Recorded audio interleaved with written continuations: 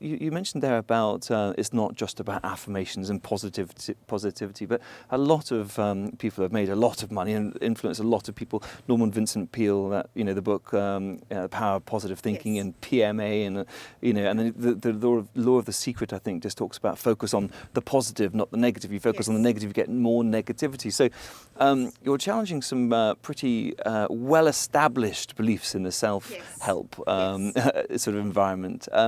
So is that the case that they're missing the point, and there is something more than just that? So I should start off by saying that I've got nothing against happiness. I'm a very happy person. I actually tend to be a very positive person, and being happy is great. Happiness is associated with a lot of very good outcomes for us in our worlds. I think what starts to happen, though, is when people actually are going through difficult experiences. And by difficult experiences, I don't necessarily mean the death of a parent. It could be organizational change. It could be, I feel like I'm in the wrong career. It could be, I've been promoted to being a leader, and yet I'm actually not sure if this promotion is connected with who I am at heart. And what starts to happen, and I've seen this with a lot of clients, is sometimes this push to positivity leads individuals to then ignore what is going on for them, ignore that they are maybe upset, ignore that they might be in the wrong career, sometimes even rationalizing, at least I've got a job. And what I am speaking up against is the idea that emotions are somehow bad, that difficult emotions are negative, that they should be pushed aside, because I believe, and the research again supports this, that emotions are often beacons of things that are important to us. So when you have a sense of disaffection or dissatisfaction or concern, often what it's saying to you is that you are moving away from something of value, or that there's this thing that's important. And so I think that when people simply deny and push aside their emotions in the service of positivity, they actually lose crucial learning.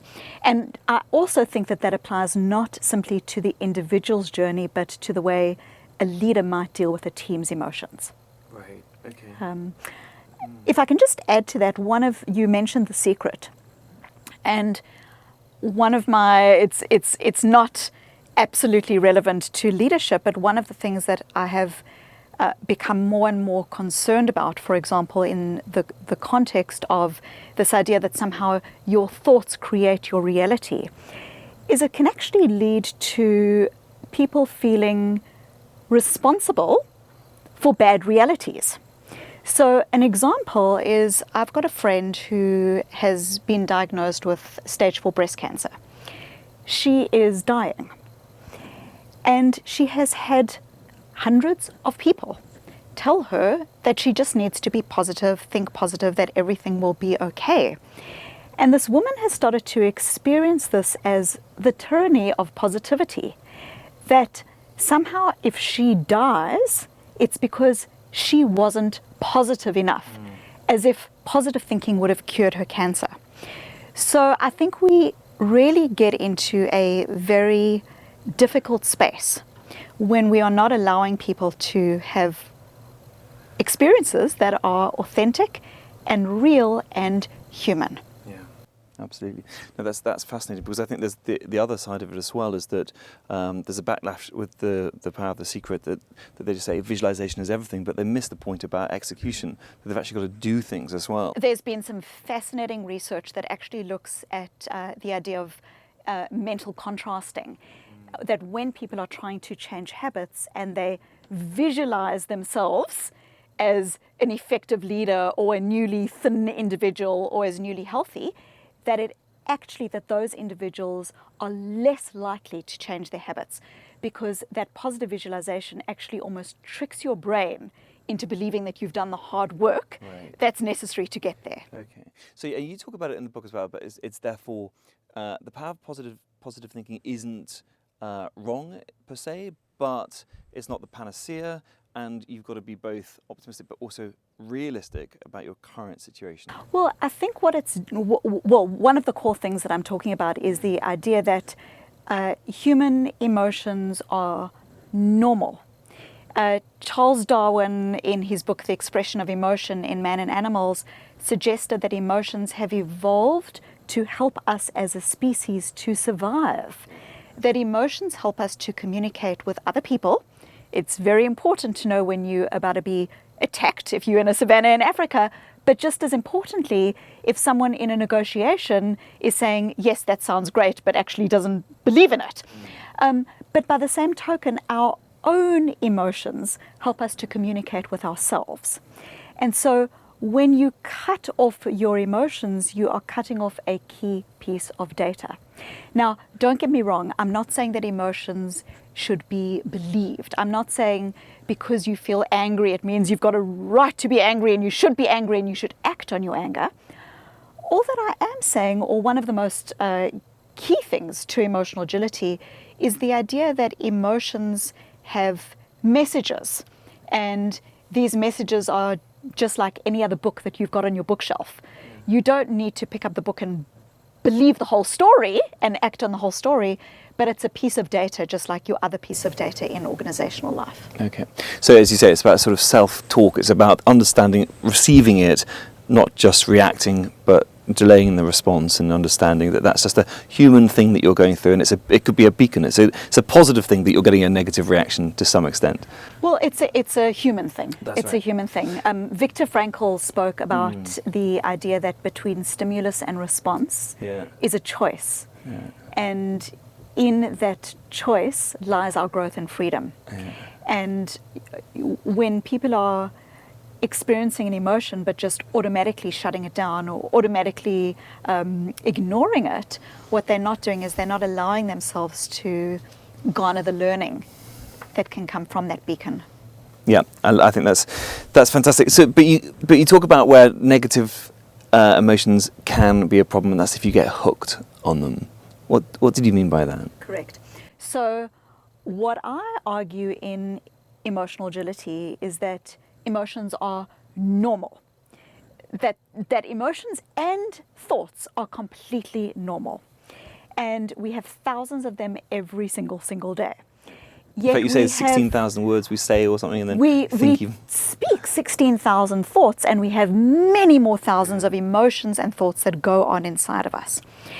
And one of the key things that I suggest in the book is that what we start to do, and often aided and abetted by society, is we start to think things like, I shouldn't have the thought, I should have the thought, and we start to get into an internal struggle with ourselves about whether the thought is a justified thought or whether the emotion is a justified emotion. And one of the things that I talk about is the idea of dropping the rope. In other words, giving up the struggle by dropping the rope.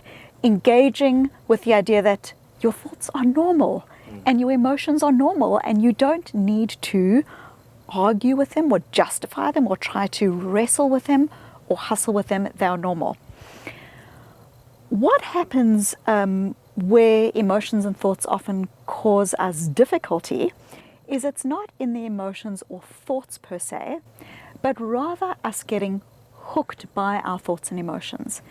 And what I mean here is that your thoughts and emotions start to direct the traffic in your life rather than what's most important.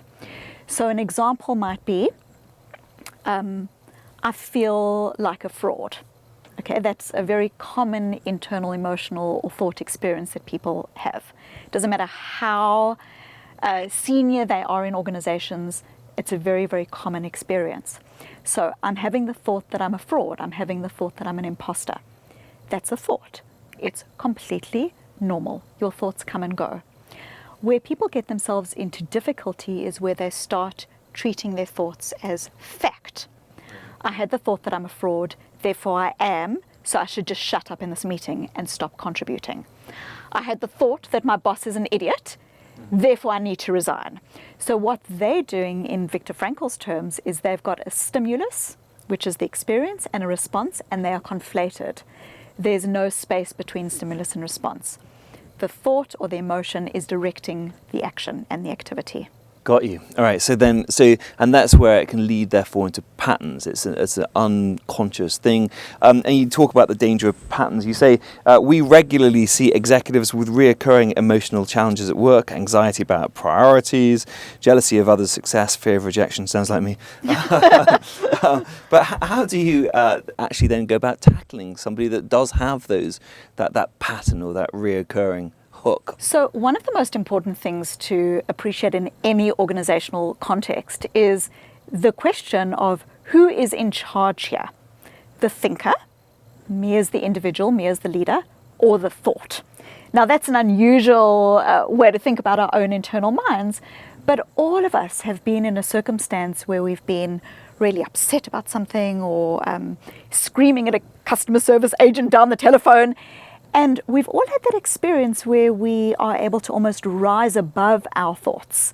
We call this developing a meta view, and I think the ability to develop a meta view is one of the most critical leadership skills that any individual can develop. So imagine this, I'm having a conversation with a customer service agent, I'm yelling at the person down the phone because they've gotten the phone bill wrong yet again, and it's my 14th hour on the telephone with them and I'm really upset about it. And I'm experiencing this interaction and I'm hooked. My thoughts and my emotions are driving my experience. And then this little voice inside of me says, Susan, this conversation is going nowhere. She's not going to help you by you screaming at her. This is not effective. And what I've had then, all of us have experienced this, is you're in the experience, you're in the thoughts, in the emotions, but you're able to almost helicopter above your thoughts and emotions. And so that's one of the critical things that we need to be able to develop as leaders or as anyone in an organizational context. Oh my goodness, this change is terrible, this is awful, this is awful, this is awful. And we can get so stuck in it that we lose our capacity to perspective take. We lose our capacity to recognize what the opportunities might be. We lose our capacity to step back and to see whether what we are doing is helpful or not to the particular circumstance. And so in emotional agility, I talk about very, very practical ways that people can start to develop this meta view, which I think is one of the, as mentioned earlier, the most critical skill sets we can develop. It is the ability to come from the place of the thinker driving the action rather than the thought. The place in yourself that's wise, that's knowing, not as a I know it all, but the wise knowing place.